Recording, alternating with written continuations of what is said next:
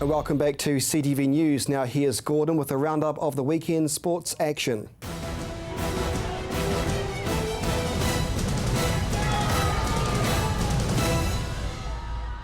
The Crusaders kept their slim playoff hopes alive on Friday night with a win over the Hurricanes in Nelson. The side were back at training today in build-up for this weekend's clash against the Blues. Jared McCulloch has the details. A chance of reaching the Super Rugby playoffs are looking very slim for the Crusaders, even though they took a healthy win at the weekend.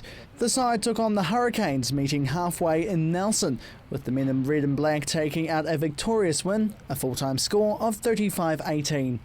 The Crusaders are sitting 8th in the Super Rugby Conference, that's halfway on the ladder, but it may not be enough for the team who have been in the playoffs since 2001. Oh, we're disappointed. I mean, every team, when you start this competition, your focus is to be in the playoffs to give yourself a chance at winning.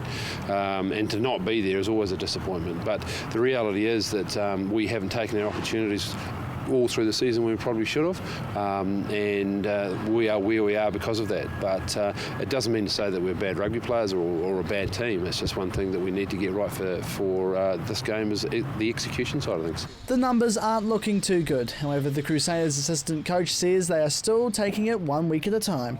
You could do that, but we haven't. We've certainly looked at it, but the reality is we can only do what we can do, and that's performance this weekend against the Blues, and then what happens from there will be in the hands of other teams. He says the performance of the side hasn't been up to scratch for the full season, something he's very aware of. We've actually put good periods together, but then haven't quite executed for the whole 80 minutes, or haven't executed a move that worked really well in the start of it, but we dropped the ball at the end. So that's been quite frustrating, but to see it come to fruition last weekend against the Hurricanes, even in trying conditions, that was very pleasing to know that we still had the ability to do it. The Crusaders have played 14 round-robin matches so far, half of them a winning success. But Hewitt says they haven't given up yet, even though the pressure's on. You play in this competition, so there's always pressure, and a lot of that pressure comes from internally. We put that pressure on ourselves to perform. And it's not as if we aim to go into a game to underachieve. It's been a couple of times we haven't performed to the level we want, and that's been disappointing. And no one's more disappointed than us as a group. So the pressure's more internal than external. There were a few injuries leading up to the Hurricanes game. Israel Dagg was off with a calf injury, and first 5 Colin Slade suffered a quad injury. Concussion injuries also ruled out Kieran Reid and Sam Whitelock, with Joe Moody also out with a foot injury. But a number of them are back training today. Great to have them back. I mean, those guys are massive for our group from a leadership point of view, and it was unfortunate they were out due to concussion. But what it did do is gave guys who hadn't been playing regularly in the starting lineup a chance, and they performed well. So it was something that gives us great heart going into the next couple of games and into the next year.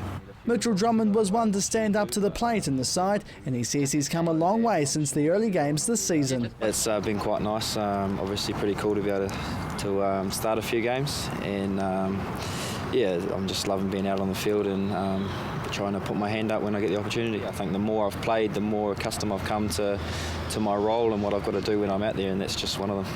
But he says although he's been focused on the task at hand, he also has been thinking about the playoffs. It'll be his first if they make it.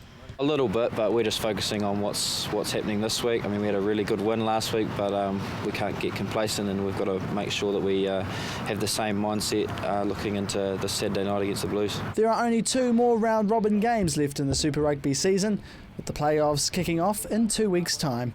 Jared McCulloch, CTV News. The Mainland Tactics finished their disappointing season on a bright note on Sunday with a win over the Waikato Bay of Plenty Magic in their final Trans-Tasman Netball Championship game this season. The side will take positives into next year's campaign after the side, desperate to finally get a win this season, got the job done in front of their home crowd at Horncastle Arena. After a slow start to the first quarter, the Tactics stepped up in the second, restricting the Magic's ball into the circle to go into the half-time break level on 29.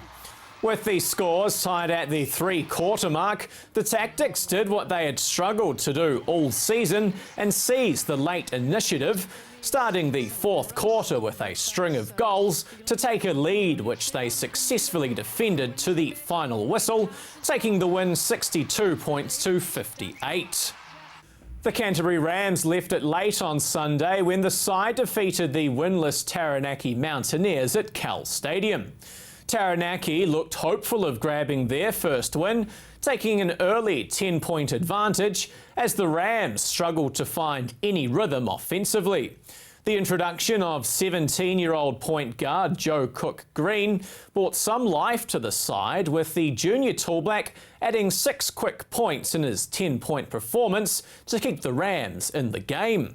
The team came to life in the second quarter as they looked to play catch-up on the early lead they had given to Taranaki, with the Rams winning the remaining 3 quarters to eventually take the game with some degree of comfort, 84 points to 80. Import Mikal Gladness was the standout performer with 17 rebounds and 7 block shots to go with 11 points, while a slow start from fellow import Jermaine Taylor ended up with him having 25 points to finish the match. And finally tonight, the Canterbury Rally took place over the weekend in the Ashley and Akuku Forest. The event got underway with 2 night stages on Saturday, and local hopes were dashed midway through the second stage, with Rangiora's Matt Summerfield rolling his Subaru, ending his rally. Sunday got off to a frosty start, with the first 3 of the day's 8 stages providing icy conditions for drivers. The day's 4th stage was the rally's longest, with the 44-kilometre car breaker ending Greg Murphy's rallying debut after his Ford Escort struck engine problems. After holding the overnight lead, New Zealand Rally Championship leader Ben Hunt never looked under threat, winning 7 of the rally's 10 stages to win by over 2 minutes. Second overall went to Darren Galbraith, with Phil Campbell rounding out the podium ahead of Emma Gilmore. In the Mainland Championship, class victories went to Darren Galbraith, David Clearwater, Marcus Van Klink, Dean Buse, Chris Lancaster and Jeff Judd. You're up to date with the latest in local sport. I'm Gordon Findlater for CTV Sport.